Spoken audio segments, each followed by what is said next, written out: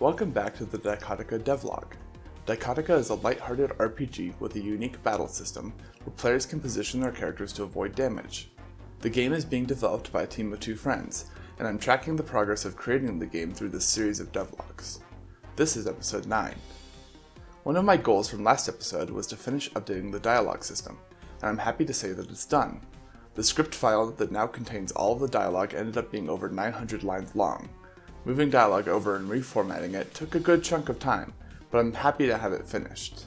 If you want to hear more about what exactly I changed to the dialogue system, check out last episode, where I go very in depth about it. I've also spent some time fixing bugs related to cutscenes in the game. Some have been in the game for a while now, while others are new, cropping up with the change to the dialogue system. Speaking of dialogue, I decided to fill out the first time with some more NPCs as well. Do note that both of these characters have unfinished sprites at the moment. The first character is the Oracle.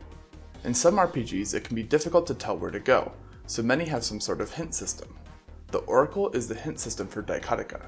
When you talk to her, she will tell you what your next step in the main quest will be.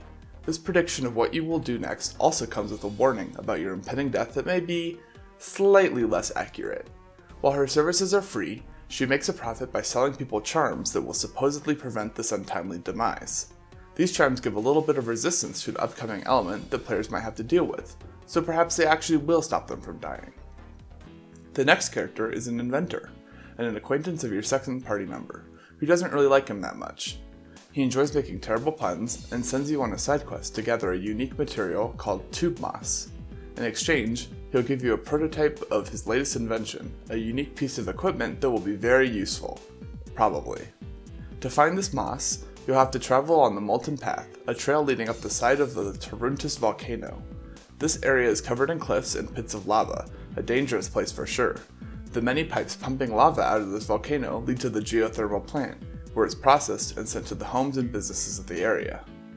On the Molten Path, you'll find a new enemy, the Missile Face. He starts battle with a unique stats effect called Explosive for 3 turns. If the explosive status effect counts down to 0, the whole party will take fire damage equal to the Missile Face's remaining health. While not a particularly difficult enemy to defeat within the time limit, needing to focus on a Missile Face could put the party in a more awkward position. This idea of attaching passive effects to enemies through status effects they start with is something I'm interested in continuing. I think a status effect is a great way to show players something that might otherwise be hidden and feel unfair. Plus, adding unique status effects like these will allow us to design more interesting spells and equipment for players to mess around with. Outside of battle, I've been placing construction barriers in unfinished areas of the map. This is useful for me to see what needs to be done still, as well as a good way of showing players who play the vertical slice why they can't walk off the edge of the map. The last change to the game is to the user interface. When I first started working on the game, I made it so that all the menus were controlled entirely with button inputs. This will be useful for porting the game to consoles for a smooth feel of the controller, but it did make playing on keyboard and mouse a little less intuitive. This has changed now. Hovering the mouse over a UI element will select it. The mouse only selects while moving, so leaving your mouse on an option won't cause your controls to get locked.